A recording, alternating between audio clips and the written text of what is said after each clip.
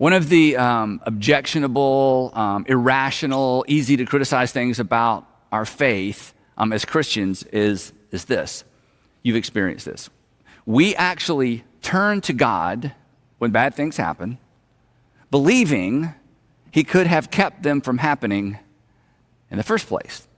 Isn't this true? Don't we all do this? In fact, we encourage other people to do this. We actually turn to God when something bad happens, and we turn to God with this crazy confidence that, well, God, you could have kept this from happening in the first place, but now that it's happened, I'm going to turn to the very one who could have kept this from happening.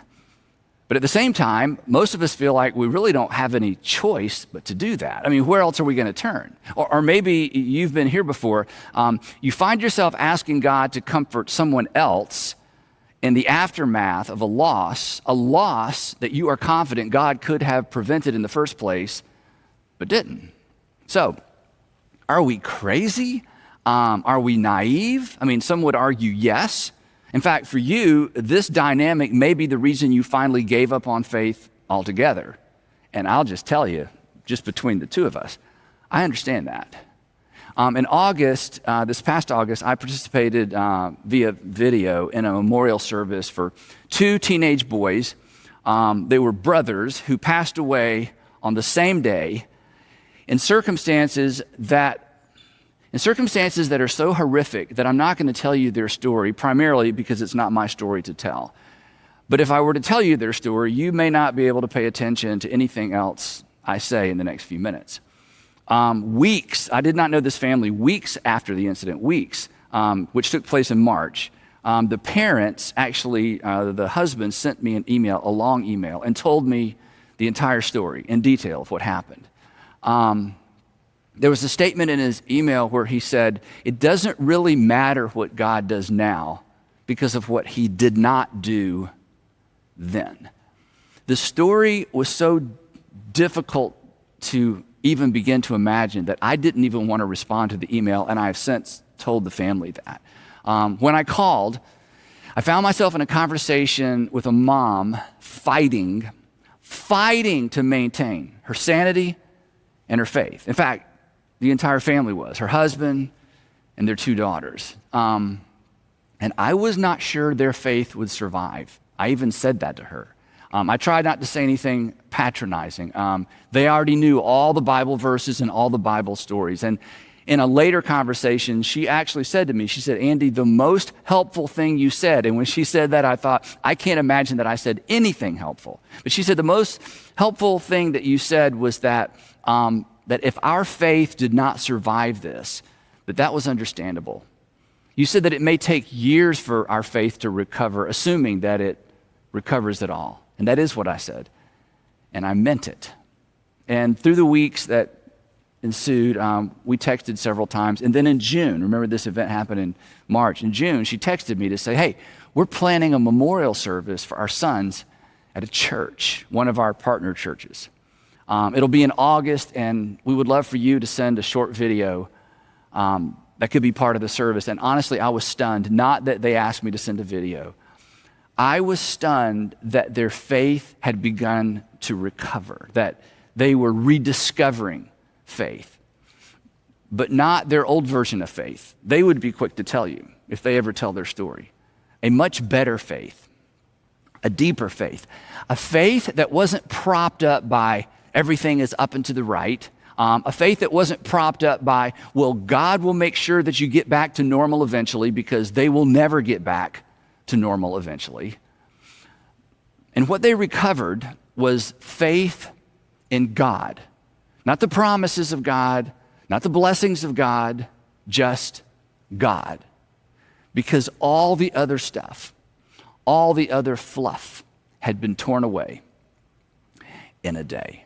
Now, you may know someone like that, and perhaps you're hoping for a recovery like that. And it may help to know, it certainly helps me to know, it may help to know that the men and the women who brought us the message of Jesus walked through similar valleys filled with random acts of violence, unnecessary suffering, and unanswered prayer. And yet, somehow, some way, they believed and they persevered. Now, last time we were together, and I hope you were with us last time we were together, we looked at an episode from the life of the early church where food was about to become scarce throughout the entire Roman Empire.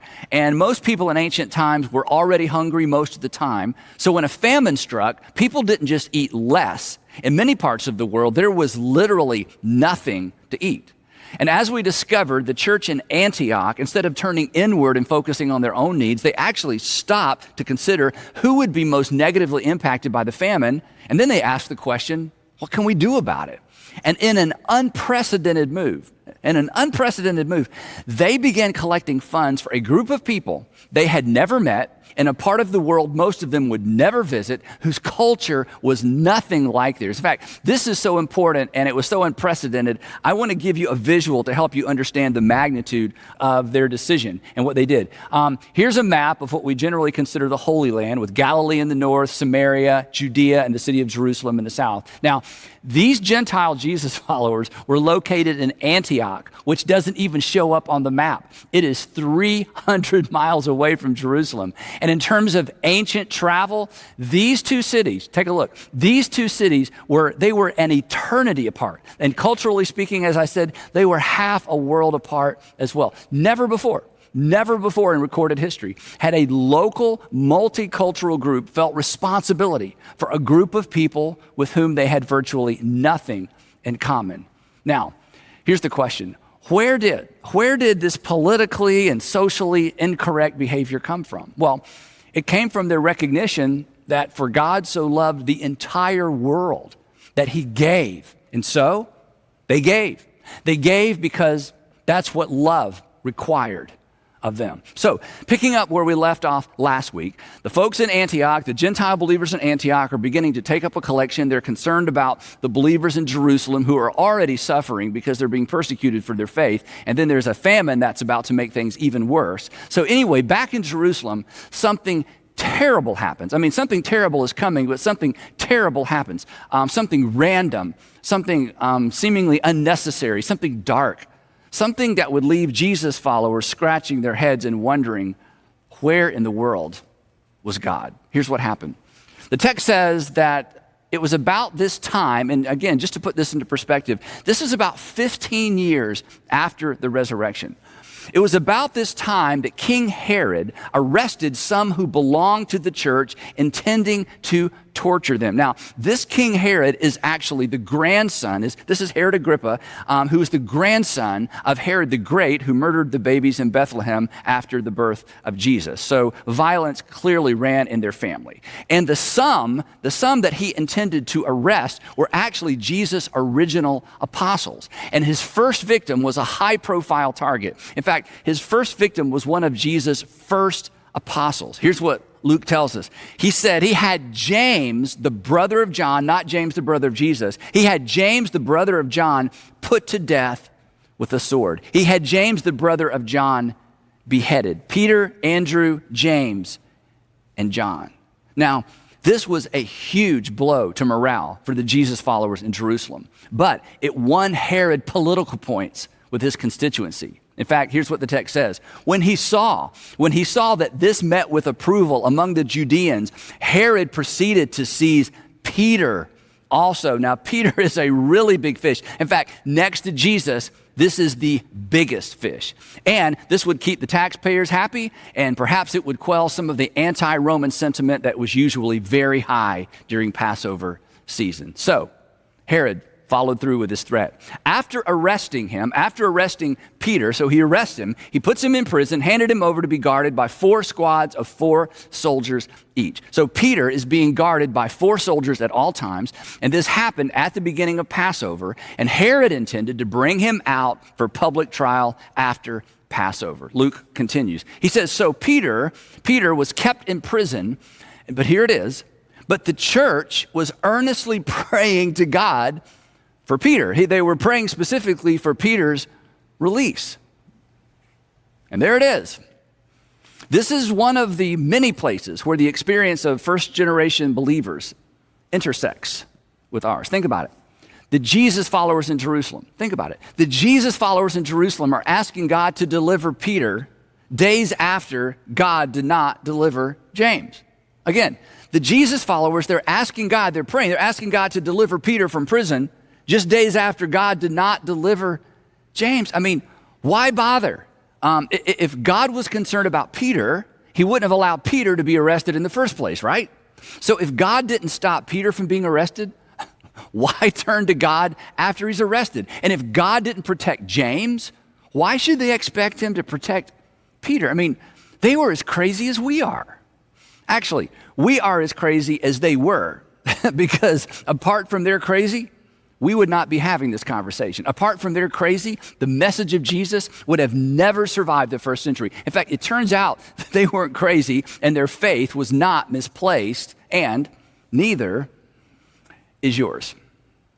So for me, narratives like this one are comforting on two levels. First, the people closest to the action, think about this, the people closest to the action, the men and women who actually knew Jesus personally and chose to follow him because of the resurrection, they were not immune to random, inexplicable tragedy and loss. And in spite of believing that God could have kept these bad things from happening, they turned to him for comfort and help anyway, right after they happened. So, we may be crazy, but we are in good company. We are not the first. And they didn't continue trusting and turning to God because it all made sense.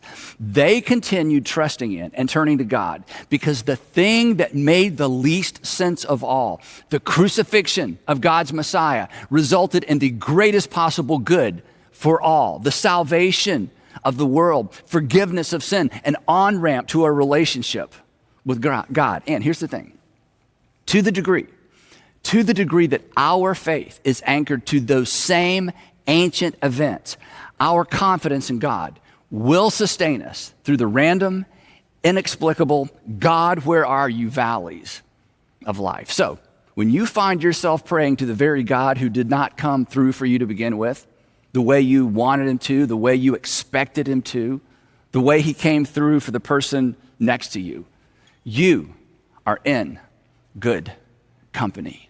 Peter, Andrew, James, John, Mary, Martha, the men and women whose faith laid the groundwork for the evangelization of the entire world. Their irrational, in spite of, where are you, God faith is why the message of Jesus made its way into the 21st century. In fact, spoiler alert, Herod doesn't execute Peter, but we'll get back to that in just a minute. Now, several years after Peter was arrested in Jerusalem, he actually sits down and he dictates a letter to Christians living in a variety of regions scattered around the Roman Empire. Christians who, like himself and his friends in Jerusalem, were suffering because of their faith. Now, before I read you what he writes, keep in mind, by the time he's writing this letter, he's been arrested multiple times. He's been living as a fugitive for years. In fact, he kept his whereabouts so concealed, nobody even knows for sure where Peter was between his arrest in Jerusalem and his execution in Rome, maybe 9 or 10 years later. Yet in spite of the fact that he's living on the run, here's what he says. He writes to Christians who are experiencing some of the same things he is. He says, praise be to the God and Father of our Lord Jesus Christ. It's like, wait, Peter. You've been arrested multiple times. You've been flogged. You are scarred for life. And the God and Father of our Lord Jesus Christ did nothing to stop it. I mean, you have a price on your head. Stephen is dead. James is dead. The apostles are all scattered. What are you talking about? And he would say, here's what I'm talking about. In his great mercy, he has given us a new birth, a different kind of relationship with God. He has given us a new birth into a living hope through the resurrection of Jesus Christ from the dead, and into an inheritance that can never perish, spoil, or fade. In other words, your prayers may not all get answered, and you may never understand the randomness of life, but you have hope. And your hope isn't anchored to theology, it's not anchored to belief, and it's not anchored to a book. Peter says that our hope is anchored to an event that rekindled his hope, the resurrection of Jesus. And then he says this, In all of this suffering, in all of this, you greatly rejoice, though now for a little while, you may have had to suffer grief of all kinds of trials, in all kinds of trials. In other words, he says, in light of all that God has done for you, you can find joy and you can rejoice in the middle of it. There's not joy because of the trials. There's joy in spite of the trials because of what God has done for you. And Peter, again, who has suffered in ways we can't even begin to imagine, says that this suffering is just for a little while. And he could have added, in all kinds of trials, like I have. To which we say, so wait, again, Peter, grief, trials, suffering, randomness are not evidence that God's not listening, that God's not involved. They don't indicate that things are spinning out of control, that we need a revival, that Jesus is returning soon, or maybe we've done something wrong. And Peter would say, no, not at all. These trials have come. These have come so that the proven genuineness of your faith, of greater worth than gold, which perishes, even though refined by fire, may result, in other words, there's going to be a result, may result in praise, glory, and honor when Jesus Christ is revealed. Again, to which we would say, so Peter, we should expect this, to which Peter would say, yes, and people are watching. People who are suffering as you suffer are watching. People suffering without hope will be drawn to your hope, your peace. In fact, they may be drawn to the object of your faith because the darker it gets, the brighter your hope, the brighter your response shines. And then he would say, perhaps, as Jesus said, so as you suffer and as you try to explain the inexplicable, as you navigate yourself and navigate your way through things you never anticipated and for which there are no answers, let your light shine in such a way that people see your response and they look up. Then he continues. He says, though you have not seen him, and I love this because remember, he's writing to people who had never actually seen Jesus the way that Peter had seen Jesus. He said, though you never met him, though you've never seen him, you love him based on my testimony about him. You love him, and even though you do not see him now, you believe in him, and you are filled with an inexpressible and glorious joy because you are receiving the end result of your faith, the salvation of your souls. So once again, we push back. So Peter, so what you're saying is this, that the inconsistency and the randomness of life, it doesn't throw you off. It doesn't undermine your confidence. I mean, come on. They got James, they came for you, and Peter would say, no, my faith doesn't depend on consistency or certainty or my ability to explain things. My faith is not shaken by the randomness of life. Come on. I saw the best possible person suffer the worst possible death. It made no sense at all, none. And God brought him back to life. So while there's a lot I can't explain, and there's a lot I don't understand, I just got to tell you, after the resurrection, the rest is just detail. And then in the same letter, Peter gives his audience and gives us the strangest to-do list. But we're going to talk about that next time. Now, I want to get back to the storyline real quick, so to catch us up. So God allows Herod to execute James. He allows Herod to arrest Peter and put him in jail. The Jesus followers in Jerusalem are praying and asking God to facilitate Peter's release, knowing that Herod may be coming for them next. And then, for reasons that made absolutely no sense to them at the time, but would become clearer later, the night before, check this out, the night before Herod was to bring Peter to trial and then have him executed, Peter was sleeping between two soldiers, bound with two chains, and sentries stood guard at the entrance. And then suddenly an angel of the Lord appeared, and a light shone in the cell, and the angel struck Peter on the side and woke him up. Quick, get up, he said, and the chains fell off of Peter's wrist. Then the angel said to him, put on your clothes and sandals. And Peter did so. Wrap your cloak around you and follow me, the angel told him. And so, of course, Peter followed him out of the prison. But he had no idea that what the angel was doing was really happening. He thought he was seeing a vision or maybe having a dream. And then they passed the first and the second guards, and they came to the iron gate leading to the city. It opened for them by itself, and they went through it. And then, when they had walked the length of one street, suddenly the angel left him. Now, I know what you're thinking, because I think the same thing. Really? Really? And why doesn't God do that kind of thing anymore? And why doesn't God do that kind of thing for me anymore? But let me tell you what Peter and his friends were wondering. Why didn't God do that for James, our friend? And they never got a good answer to their question.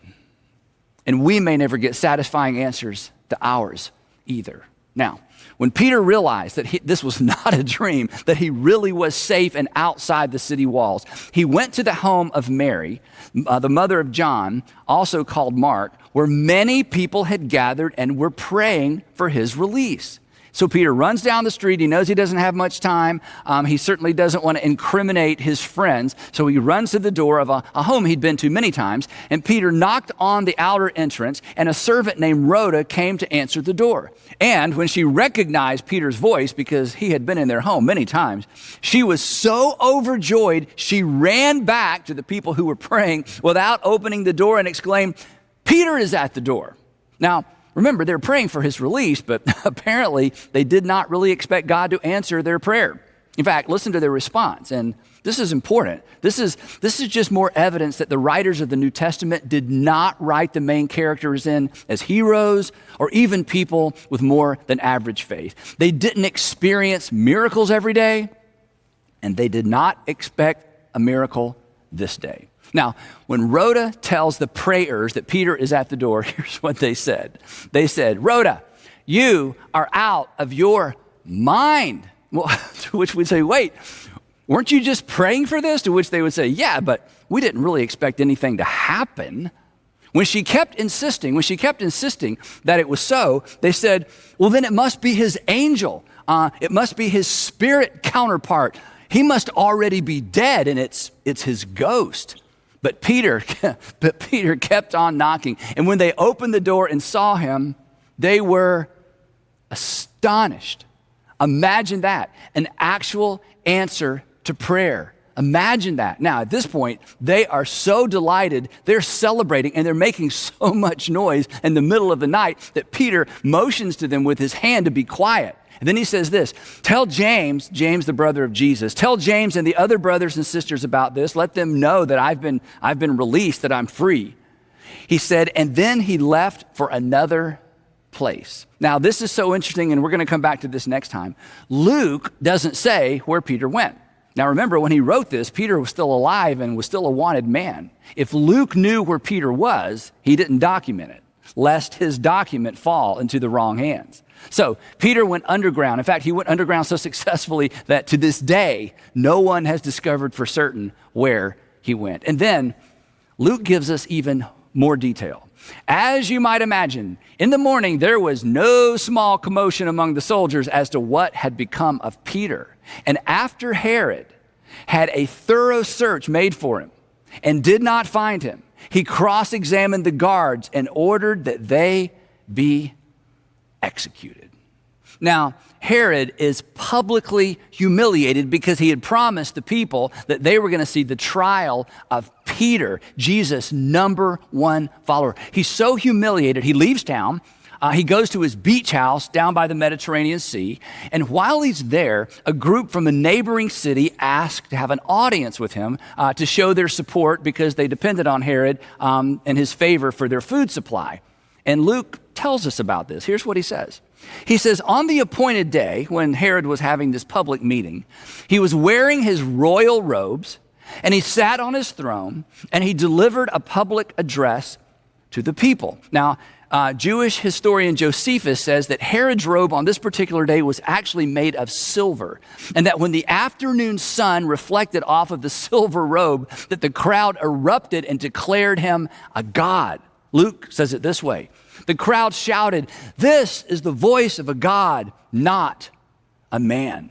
And immediately because Herod did not give praise to God, an angel of the Lord struck him down, and he was eaten by worms and died.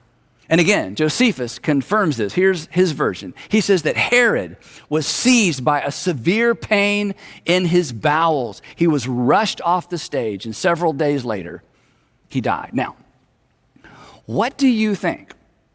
What do you think Peter thought when he got the news? I mean, he was probably relieved that Herod was out of the way, but he may have thought, God, if you had just taken him a month earlier, James would still be alive, as well as 4 unfortunate prison guards. And then Luke wraps up this account with this statement. But, in other words, in spite of all of this drama, in spite of all this inconsistency, in spite of all of these unanswered questions, but the word of God continued to spread and flourish. In fact, we know that it did, because it's why these texts were created and preserved. It's why the name and the message of Jesus would eventually circle the globe. But on a personal level, these events and events like these and the response of our first century brothers and sisters is why, to borrow a phrase from the Apostle Paul, it's why we don't grieve. It's why we don't mourn as those who have no hope.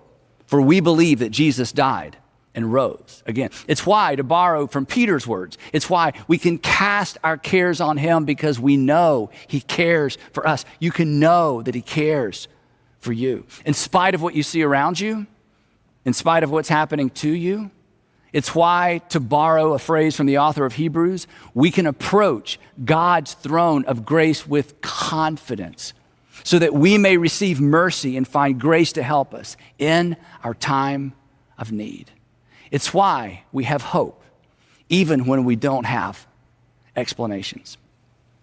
If Peter is correct, and he would know, if Peter is correct, what strikes us as random, unfair, unnecessary may in fact be random. It's certainly unfair and perhaps unnecessary, but in spite of that, if Peter is correct, he assures us our hope is not misplaced. Our hope, your hope, is not in vain, because we have a living hope that is anchored not to our ability to predict and interpret circumstances. We have a living hope that is anchored to the resurrection of Jesus Christ from the dead.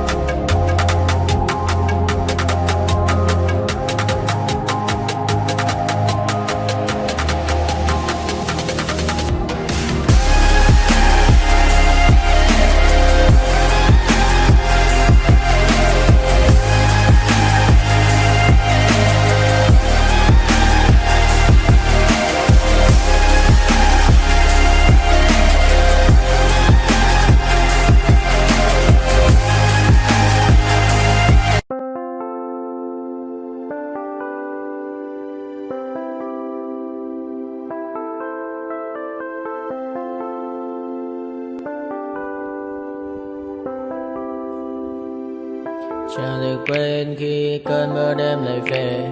Em đã quên lời thề và ta như đông chìm sâu. Không còn mơ em anh nhạt màu. Em chỉ cần mơ đâu bye bye. Chỉ còn là những con mưa vô giá. Cho bên mơ em không mơ anh. Anh một đêm mơ chỉ cần bên em không được còn nhớ. Và chỉ có em không còn nhớ. Và người ta bên nhau như ngã tớ. Muốn nhớ về say em chỉ có mấy em ở đây. Và anh như muốn chết đi nhưng không muốn em mơ mày. Tình yêu làm cho ta đau đầu. Không em như nằm mơ mộng. Anh như đêm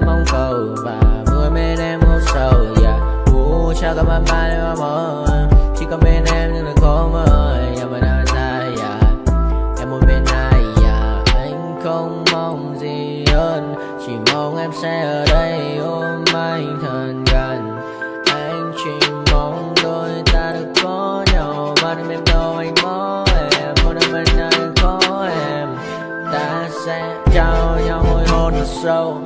Oh my.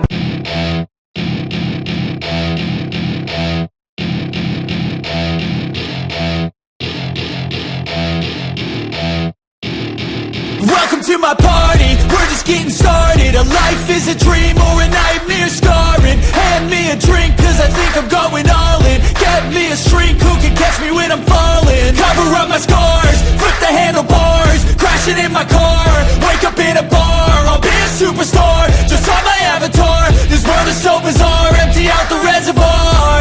Yeah, I'm taking 6 shots, yeah, straight to the face. And I wanna get lost, I'm sick of this place. Don't know how to stop when I'm feeling this way. So I'm taking 6 shots till I'm feeling okay. I think I'm going crazy, don't think I'll get home safe. So I'm taking 6 shots, all straight to the face. I'm taking 6 shots, are you coming with me? I'm taking 6 shots, yeah, straight to the face. And I wanna get lost, I'm sick of this place. Don't know how to stop when I'm feeling this way. So I'm taking 6 shots till I'm feeling okay. I think I'm going crazy, don't think I'll get home safe. So I'm taking 6 shots, all straight to the face. I'm taking 6 shots, are you coming with me? Sometimes you need to let loose, grab juice, get goose, tattoos, taboos, get screwed. Loosen up, buttercup, all those hate comments will never make you feel enough. We're all adequate graduates, heart full of calluses, but we know calculus. Damn, ain't that fabulous? Can't wait to apply all those mathematicus. But we can't.